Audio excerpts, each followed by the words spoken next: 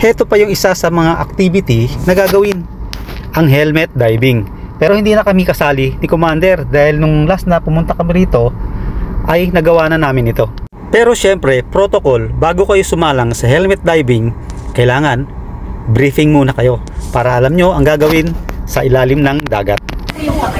Pag hindi ba natanggal ang pinag-reaction nyo kami sa loob, papakan lang itong sarap dito. Okay? Pag kayo napagay pa lang kayo, parang dito po kayo makakalala. Pwede mo yung bagay natin.